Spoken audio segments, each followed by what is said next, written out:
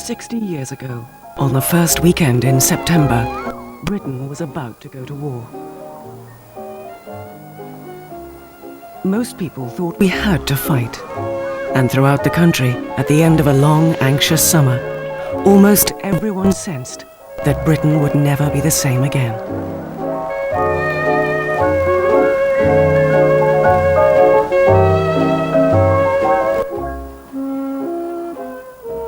During the last year of peace, the British people got on with their daily lives, separated by birth, class, and their own social rituals.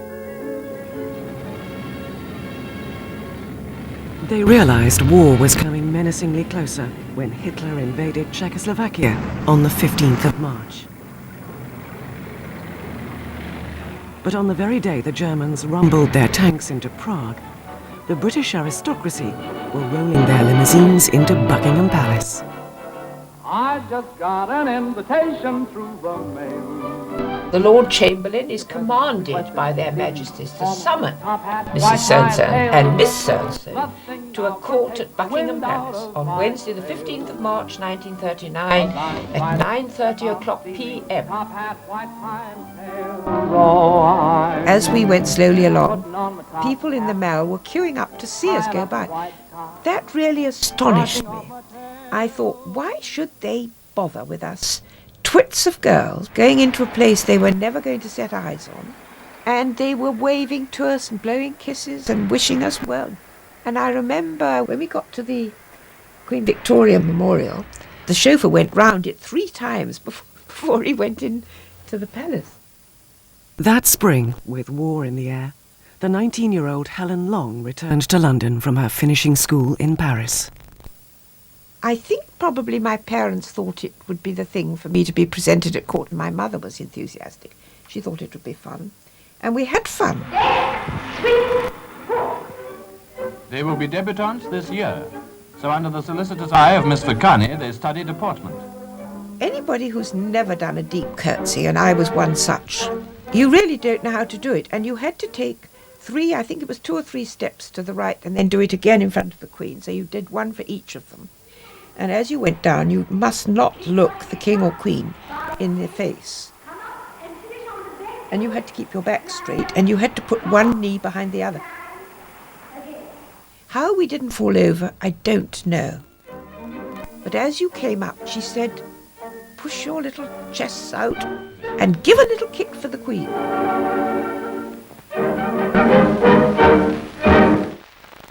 The throne room was awe-inspiring, really. And you were led through by flunkies in scarlet uniforms with white powdered wigs, really like Cinderella going to the ball. Receiving royal approval was a rite of passage into high society. Britain was still led by an elite which had survived World War I and the financial crash with its wealth and privilege intact. The 1939 London season continued with a whirl of fashionable events. Oh, the cape. Well, we all had them. I don't know what they were made of, but they were a useful, lightweight, warm little thing. You either had, shall I put it on? You either had one of these. This one's getting a bit moth-eaten, isn't it? So long ago. Or you had a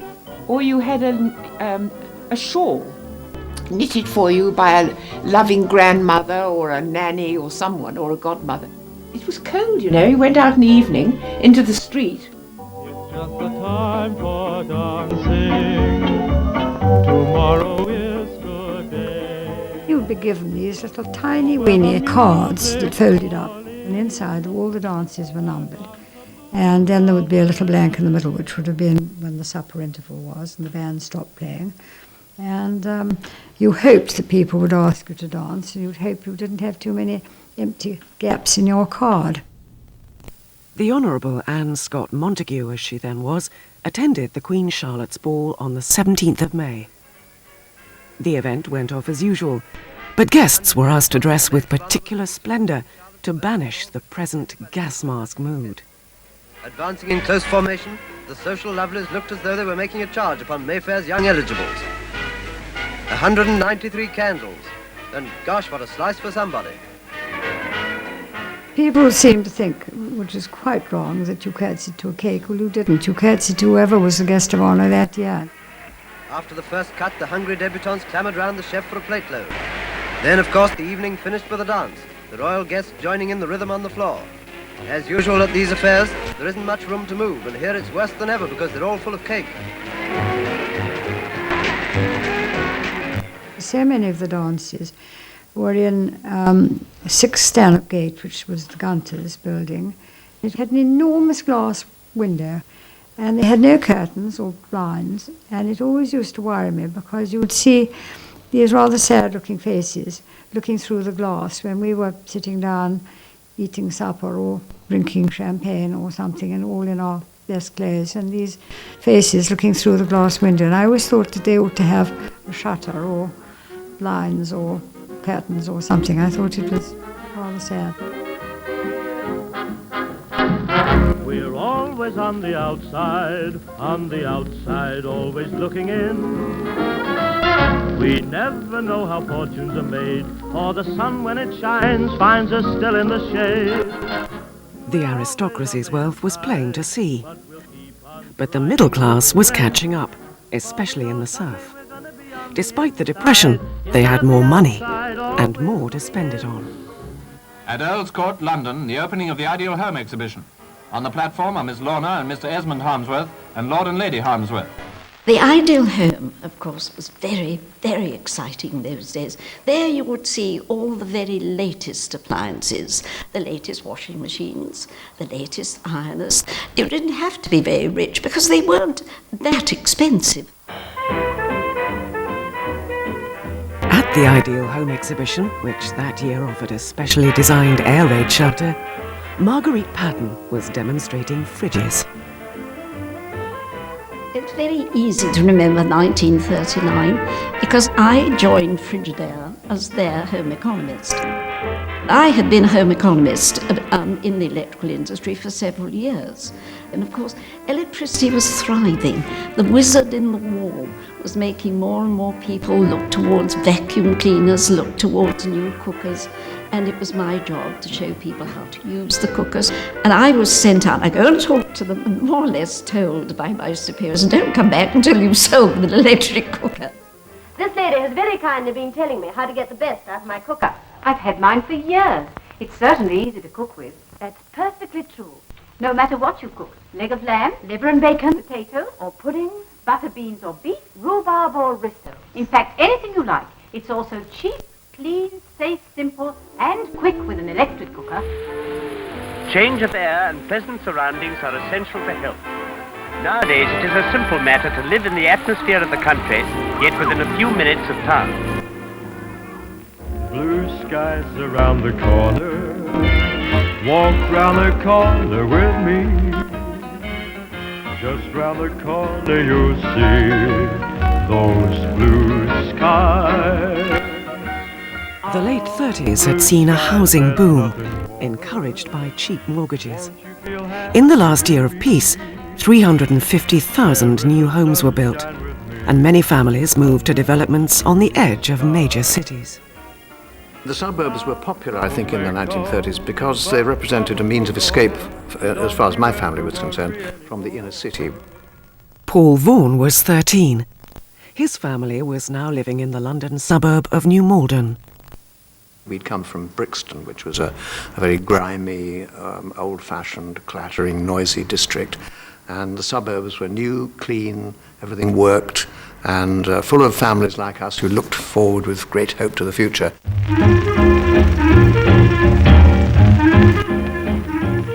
My father was able to acquire a cine camera, a 9.5mm cine camera, in which he took moving pictures of us, and a very badly made projector, which used to tear the film up. But we used to show these films to the family when they came to tea. My mother very quickly decided to call New Malden the village, and she liked to think of the place as a rural retreat. There was a front garden.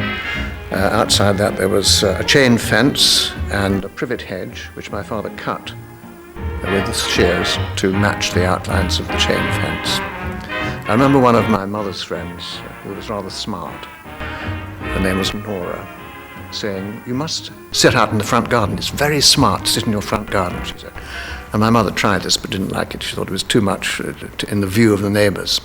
My mother hated being overlooked. Nowadays, with the spread of the suburbs, the station may be some distance from your house. It's so much safer to keep that precious husband of yours out of crowded buses and run him by car to the station. What a wonderful sense of freedom the possession of a car brings. You can go where you like and do what you like. This was the great age of middle-class motoring. The pleasure of driving was within reach of many prospering families. With only 2 million cars, they had the roads to themselves. In the spring before the call-up, Gordon Wilkins was a motoring journalist. We were beginning to reap the benefit of the work of Herbert Austin, William Morris, in producing cars in large quantities at prices that people could afford. So if you really wanted to go motoring and you hadn't much money, you could do it. As a young cameraman at Denham Studios, Jack Cardiff earned enough to take to the road. I had chums and we had an old battered car. We used to go into town and you could park your car anywhere in London, in Bond Street, Oxford Street, the Strand, leave it outside the restaurant and go in. You could leave it there for days if necessary. Every weekend, every Saturday or Sunday, I would go to the coast of Bournemouth, Brighton, Eastbourne, whatever, just for the fun of it. Motoring became a popular cult. The Sunday spin often took the place of the church service, and the car showroom became a new shrine.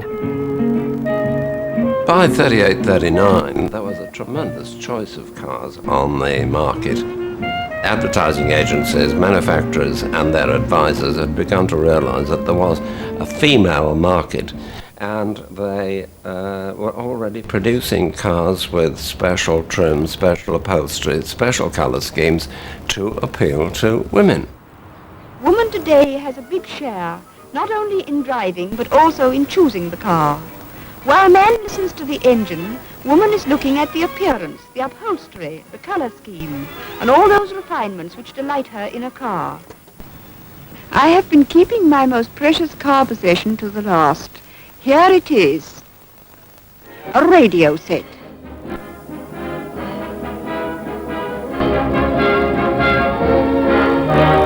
Speeding along the rolling highway, singing a song to the rhythm of the road. The sun's in the sky, a heaven of blue, the world flashes by. You feel so happy when you're sweeping along. These new car owners got to know the picturesque parts of the country, promoted by holiday guides. The depressed industrial areas were well off their maps. At home, the middle classes had the best of both worlds, labour-saving devices and domestic servants. New designs, new materials, a new style of life.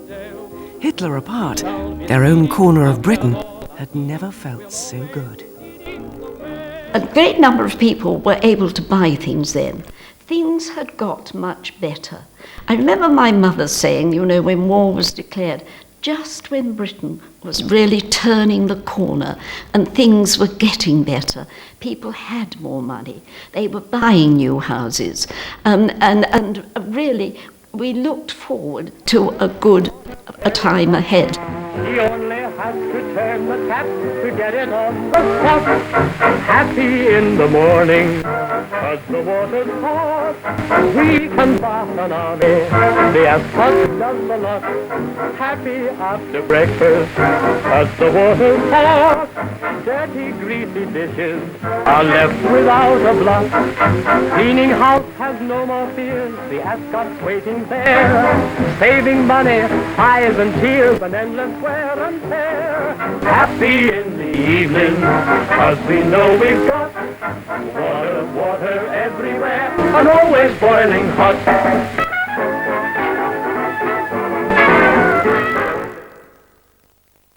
Berwick Street, a number of unemployed men and one woman prostrate themselves in front of the traffic, which is brought to a complete halt for 10 minutes. The prosperous South was being reminded that there was another Britain, where even at the beginning of 1939, 2 million were still on the dole. Since the onset of the Depression, a series of hunger marches and protests had come to London. Excitement going. Unemployed demonstrators ran onto the ground, and then there was a bit of tackling by the police. In the second half, But even in the worst hit areas, change was underway. 20,000 upturned faces at Birkenhead waited for the gleaming hull of the new Mauretania to go down to the water.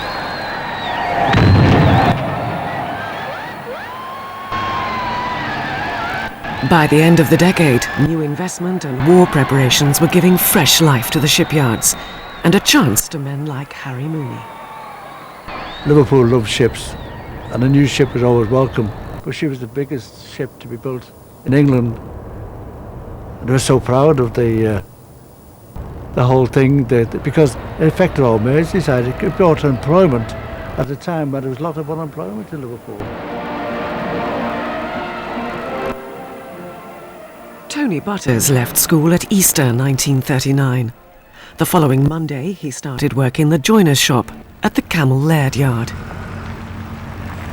I walked in here as a 14-year-old boy, my first job. A busy place then.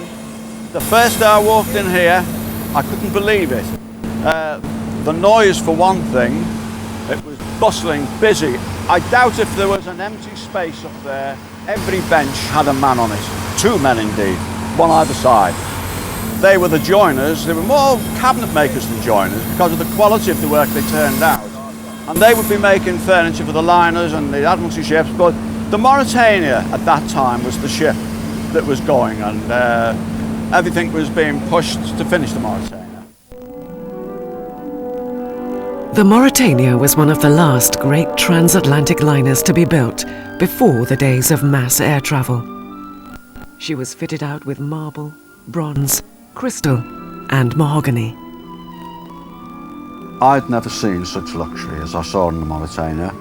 To see the furnishings in the staterooms and the plush settees and the beautiful polished furniture was really something for me to marvel at. This was first class, and first class before the war was top class. There's no doubt at all about that. You know, for a lad from the back seat to Liverpool to see things like that, that was just heaven itself. The passengers, who sailed on her maiden voyage on the 17th of June, would speed to New York in 6 days. Her builders from those back streets shared the excitement of the send-off.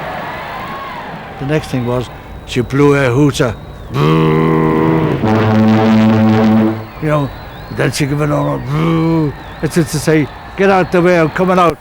You know, and then when they took away the ropes, and then she started moving, the cheer went up, and it was brilliant, you know. And it was just, everybody sort of let go. And they never stopped the clamour and the hoots, and all the ships in the dock could all see her from both sides of the Mersey. It just erupted. And it was just there, you know, you feel like a mother losing her son. And you felt as if party was going away from you. With the Mauretania and a rush of warship orders, jobs were at last returning to the Mersey. Back in the idle days of the Depression, over 60% of shipyard workers had been unemployed. When I first started Camerers, I was the only man working in the street. Even dockers, you know, they go down to the docks and you're lucky they got 1 day a week to work. And if you got 1 day, you couldn't claim dole. You could never afford a doctor those days, but it's 5 shillings to call a doctor out. And things were very tight all round. Dole claimants had to pass a strict means test, and even those who got work were far from secure. Outside the gate every morning, there'd be a line of men, and the foreman would come around, you and you. And he'd say to the lads, come back tomorrow. And while those men were outside the gate, those men who were inside had to work like hell, doing the work of 2. Because they knew quite well, if they didn't, they'd be in that the following morning. And that was the thing hanging over them all the time. With war looming, Britain was still 2 nations. The people of this one had a very different life from those in the new suburbs. They were poorer, unhealthier, and died younger. They were trapped in decaying Victorian industries, shipbuilding, steel, textiles, and coal. Coal mining is the basic industry of Britain. The coal mines of the country employ 750,000 men. Headstocks, winding gear, conveyor belts, washing sprays, shunting yards, slag heaps. This is the surface plant of every mine. Documentary filmmakers were starting to show one half of Britain how the other half lived. The miner works in a cramped position. Often he has scarcely room to swing his pick. Men working at the face, they sometimes had to work on very low seams. They were about 18 inches at one point, which was very unnerving, even to look under to see men working under there. Tommy Venables started his job as a pony lad in the Durham coalfields in 1939. We used to wear cloth caps. It learned you to keep your head down, because if you stuck your head up, well, you know what would happen, you bump the roof and you could get really nasty injury. There was a lot of men getting split heads and everything before the crash helmets, but even when you got them, you used to get shaken. You couldn't miss. You know, you couldn't really bend down so long all the way through to walk at a distance without bumping one, you know.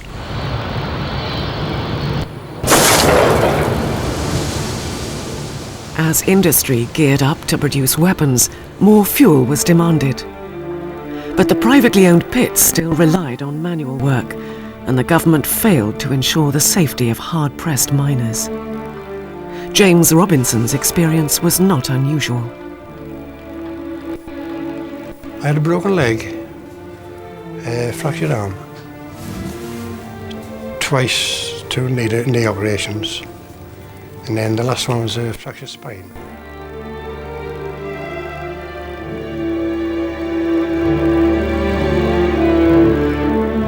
Above ground, miners' living conditions were also harsh.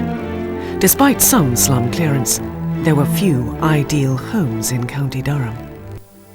I lived in Doctor Street, 65 houses, all terraced. They were like 2 up, 1 down. And, you know, there was no cookers.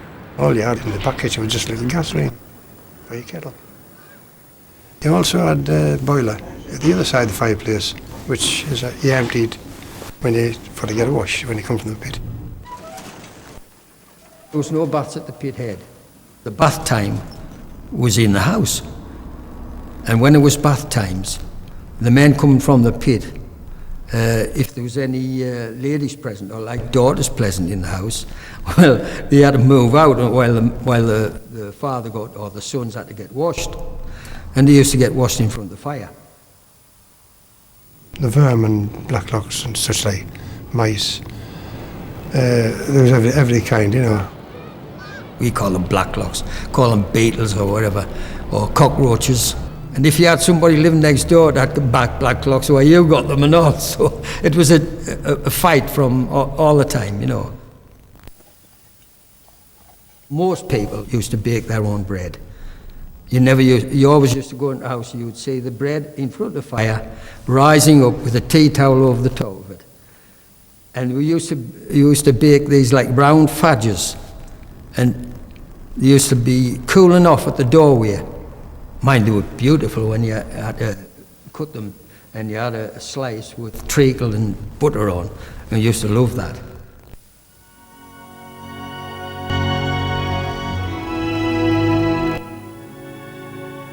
A succession of writers explored 30s Britain. Visiting the Durham coalfield, J.B. Priestley found the pit villages remote, hidden away, mysterious. But for one day each year, the miners came together at the Durham Gala. Over 200,000 attended that summer. It was just 6 weeks before the outbreak of war. When gala time came round, which was around about July, you would go and you would meet your friends and have a picnic. And it was a great day. band used to march up to the station, get on the train, then when they got to yon end, Durham, about 200 yards outside Durham, I think it was Belmont at the top of the bank, the miners used to get out there, like, you know. And then they used to line up and they used to march into Durham, and they were following each other on, you know, Sunday or 80 of them, following each other on all the way through.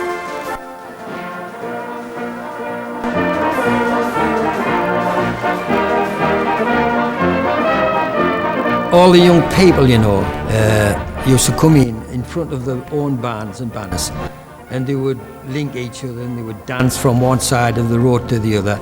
And you can imagine what it was like. It was a carnival atmosphere.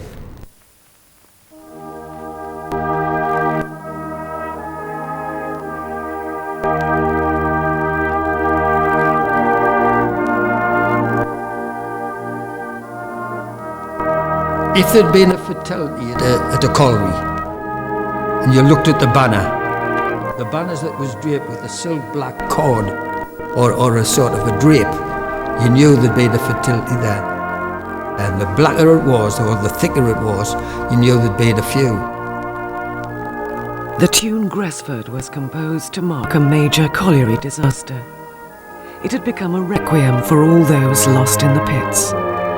In 1939, 3 miners were killed for every working day.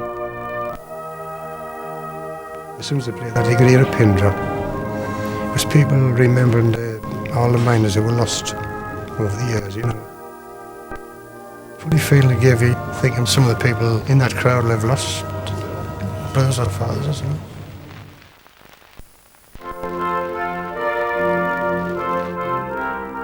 We used to get speakers from the Labour Party.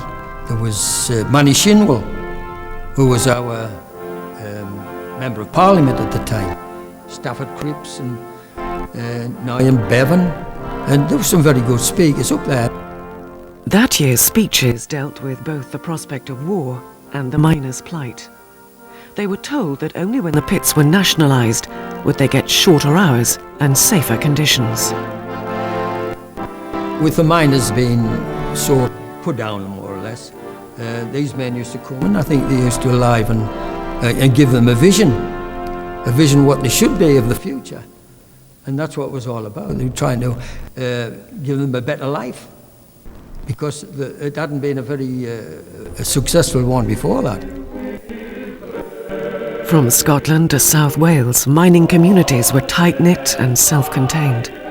The director, Humphrey Jennings, tried to reveal this closed world in the 1939 film Spare Time.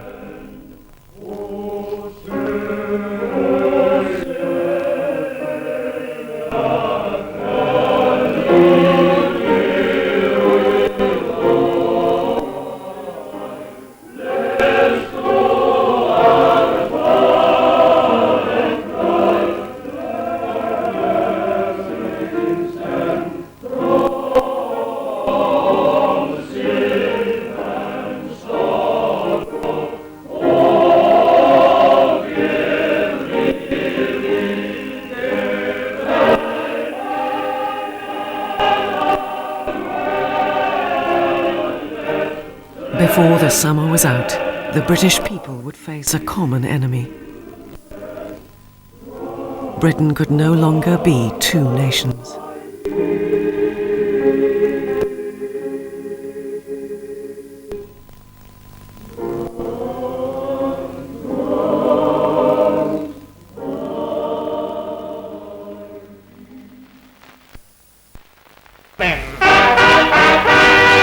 Once again, Bandwagon brazenly presents Chestnut Corner.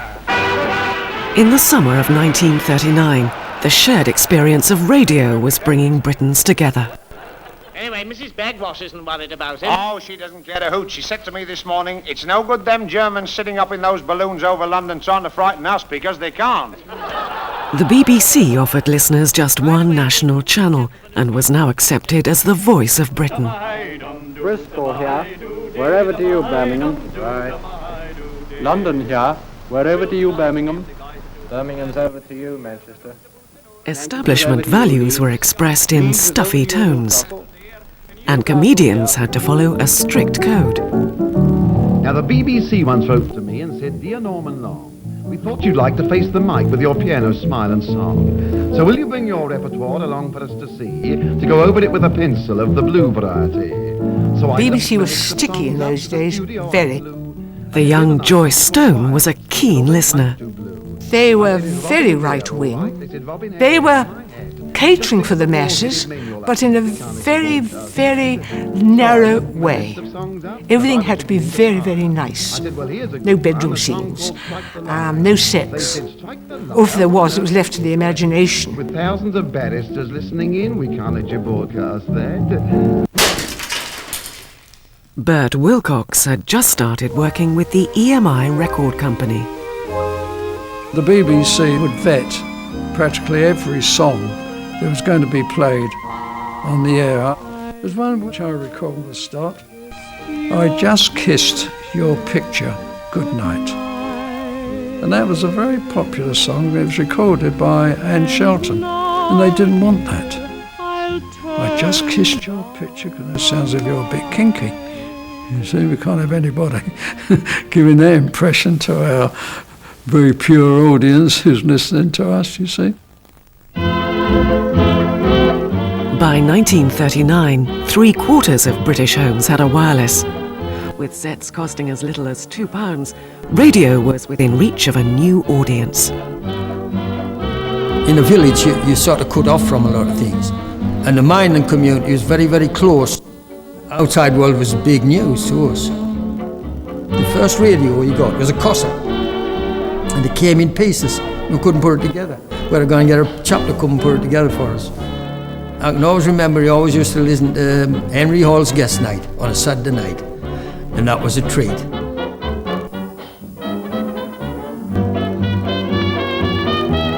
My favourite Henry Hall number would have been his signature tune at the end of his show, which was "Here's to the next time, and a merry greeting, and a something meeting. Here's to the next time, we give you all our greeting." Every night, the general public around the country could tune in and listen to a top dance band. You could come home after your hard day's work and suddenly become a member of the clientele at Swanky London Hotel, because you'd hear the tinkle of the glasses, you'd hear the cups, you'd hear the band, you'd hear the conversation, and you were there. In those days there was the bands, it wasn't the singers, it was the bands. And you had Joe Ross, Ambrose, Victor Sylvester, Harry Roy, my favourite. I used to buy all his records when I had the money. Joyce Stone loved the big bands too. She rebelled against her Deb background to marry a band leader. Lou Stone was a West End star.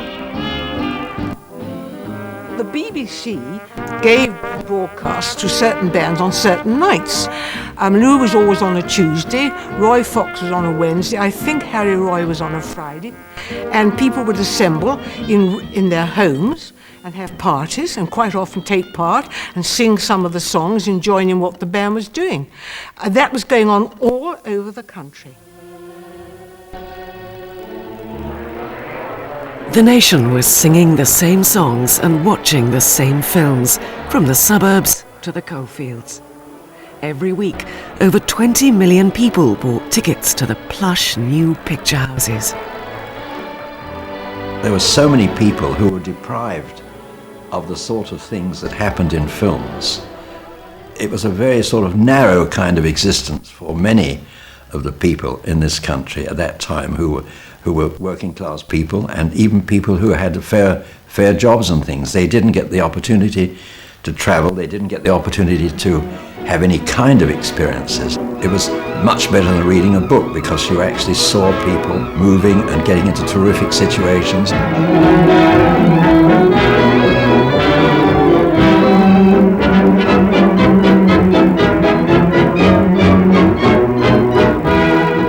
It was an escapism of a sort of their ordinary lives, that they could live a larger slice of life on the screen, because it was in movement, it was real. It wasn't like reading a book about it. Oh, such exciting things we saw. I was a great Garbo fan, and any Garbo film, oh, nothing would have kept me away. We also liked Ginger Rogers and Fred Astaire, the music and the light-heartedness, particularly as things were getting more worrying. For an hour or so, you forgot that there were worries about. It was all so light-hearted, the dresses were beautiful, the movements were beautiful. You dreamed of being able to dance just like that, of course few of us could. But it was living in another world. But there was no escape from the real world, even in the cinema. The weekly newsreels showed how peace was now threatened. So this was Hitler's birthday party. If they hold a parade like this because he's 50 years old, can you imagine what they'll do when he's 100? Confronted by the Nazis' martial might, Britons found their own way of toning up the national physique. 5,000 girls of the National Council of Girls' Clubs, and Mrs. Neville Chamberlain was among those who watched this giant display in the Football Cup Final Stadium. Nearly 500,000 girls belong to girls' clubs in Britain, and this is one spectacular way in which they keep young and healthy. The League of Health and Beauty was around, and we saw pictures in the newspapers of these bright young women, and some not quite so bright, in their white shirts, doing exercise. Yes, keep fit or get fit was very important. It was a time when millions shared a new zest for exercise and the open air. The Youth Hostel Association was flourishing, and the 1939 Right to Roam Act opened the hills and dales to ramblers and hikers. I'm happy when I'm hiking, back upon my back. I'm happy when I'm hiking, off the beaten track. I mean, I've been up to Welvellen, I've been Striding Edge, quite a number of places I've been, which I couldn't do now, man, I wish I could. To the journey's end, 10, 20, 30, 40, 50 miles away. It gave a lot of people the chance to explore the country where they lived, to realize how beautiful it was, and to give them some reassurance that this was their country and it was going to be worth fighting for.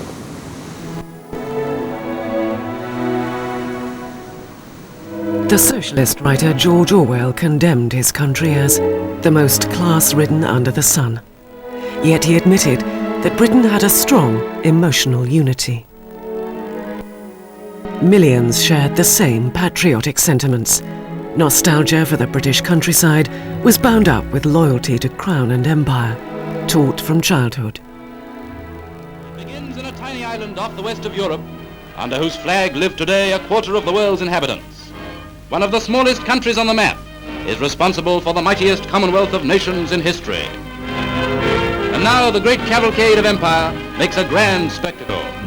So widespread is it, far-flung as the Fakasabs would say, that one half is in darkness when the other half is in the light. For might and right go hand in hand in these great possessions beyond the seas.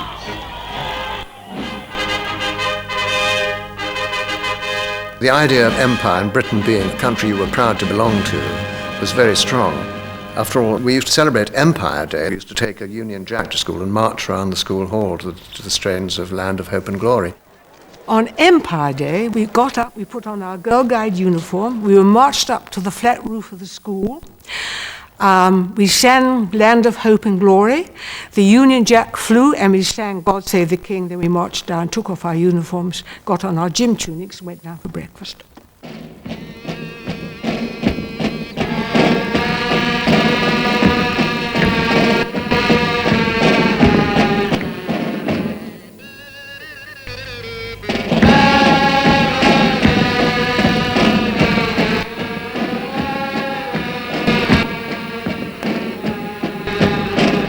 We thought we were top nation. Well, it was rammed down our throats. At every opportunity, you stood for the national anthem. Even if you were in the lounge of a hotel and the news were coming on at 9 o'clock and the King was played, you stood up. And you got a pretty good black look if you didn't. Early that summer, the royal family was doing its best to bring the national family together. At the famous holiday camp for industrial workers and public schoolboys, which this year takes a new name and a new home. It is now the King's Camp and has moved to Abergeldy Castle near Balmoral. Young apprentices and miners were filmed with the sons of the wealthy in an effort to show what Britons had in common. So here are the pictures he took. He's a jolly good fellow, and so say all of us. Eastbourne, Folkestone, Bournemouth, Weston-super-Mare, Blackpool. By the beginning of August, it was becoming clear that no settlement could be reached with Hitler. But millions still went on holiday anyway. What a change it all is. Sights and delights that are so different. As fun and pleasures of the seashore, fresh and uncomplicated.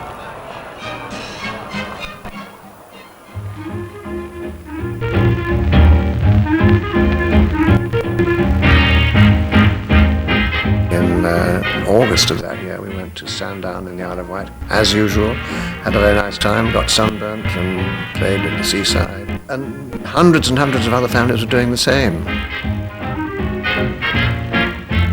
There was a cartoon by Lowe, David Lowe, of the period, which showed an Englishman sitting on the beach with a deck chair, snoozing.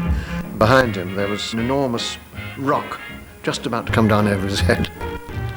And this was Lowe's emblem of Britain, just before the balloon, as my father would say, went up. We were filling sandbags on the beach, and all the little kids thought this was wonderful. It was crazy, really. Nobody much talked about it. You know, it seemed unlucky to say, when's it going to happen? We didn't. We just waited till it happened.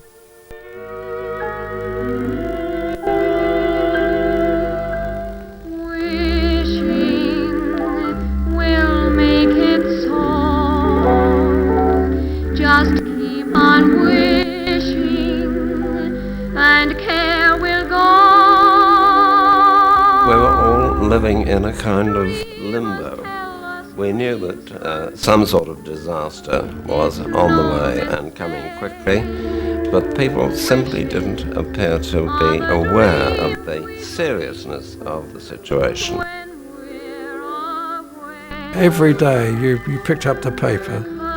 The Nazis have done this, Germany's moved into this place and so forth. And you had the feeling, well, it's going to come here soon, we know. There was this feeling around that it was the lull before the storm. Ballrooms doing great, theatres doing great. Everybody was out, spending their money. But George had the feeling, well, here we are today, tomorrow we may die.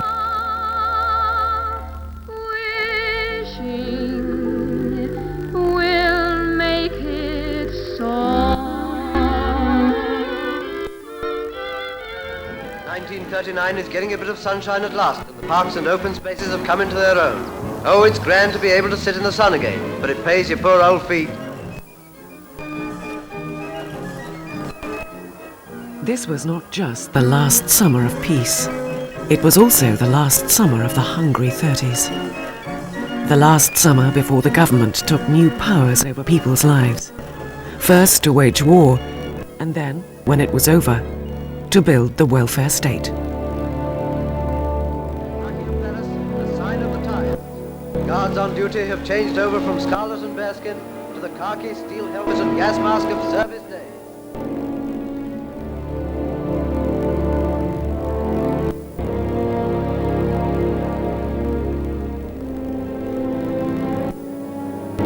With war imminent, city hospitals were being cleared and medical staff were on alert. That summer, Helen Long had been working as a Red Cross nurse.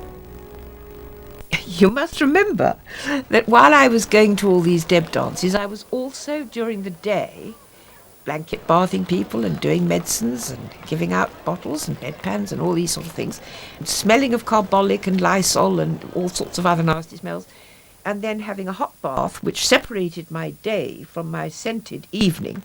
And I thought, if the people that I've been dealing with during the day could see me now, what would they think? This is the National Programme from London. Hostilities have been going on since early this morning along the frontiers between Germany and Poland. There is no news about the progress of either side. On Friday, the 1st of September, Hitler finally invaded Poland, and Britain was committed to come to her aid. 1.5 million children were evacuated from London and the big cities. Britain's two nations were being drawn together by war. Some children of wealthy parents found themselves in ordinary homes. Some poor children went to the grand estate at Beaulieu. The secretary of the Beaulieu branch of the Red Cross was Anne Scott Montague. Beaulieu was extremely busy that summer with every sort of preparation, not only thinking we might be bombed, but also evacuees. An awful lot of them had nets in their heads, which we'd never come across before, living where we did.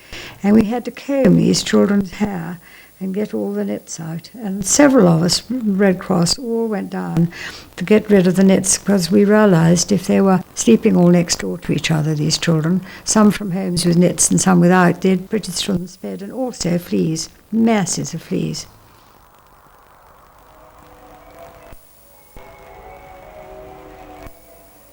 Here is an announcement. At 11:15, that is in about 2 minutes, the Prime Minister will broadcast to the nation. Please stand by. The Sunday morning I shall never forget. I know where we were sitting, and it was after church. It was a lovely sunny day, and we turned on the radio and heard the words of Neville Chamberlain.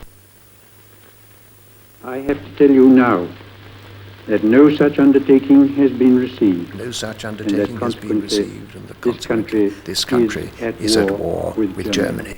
And I remember my mother looking at my father and saying, "Oh, George." I was underground at the time, and I can remember a young man that was working near us who was in the territorials, and that was the first signs of the war that I knew. He was called up. He had to leave his work straight away, go and in the forces. He never came back. We were in the drawing room, and there was lavender drying on the windowsills, and there were great bowls of roses out in the room. I went into the kitchen to see how the maids were fixed for this. Were they going to have a chance to hear it?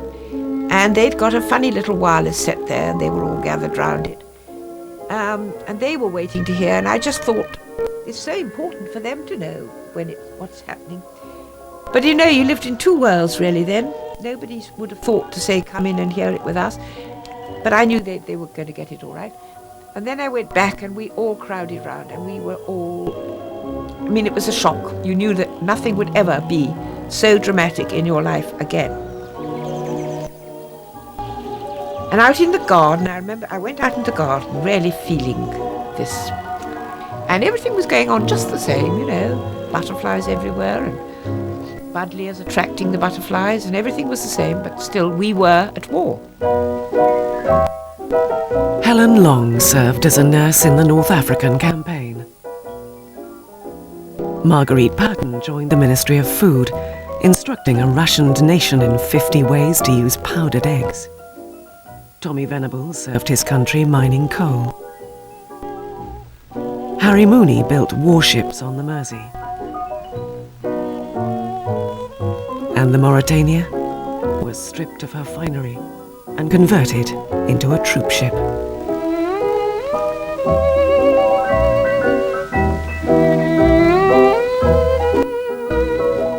And Channel 4's season of films marking the conflict continues next with a look at how filmmakers on the home front created that unique genre, the British war movie.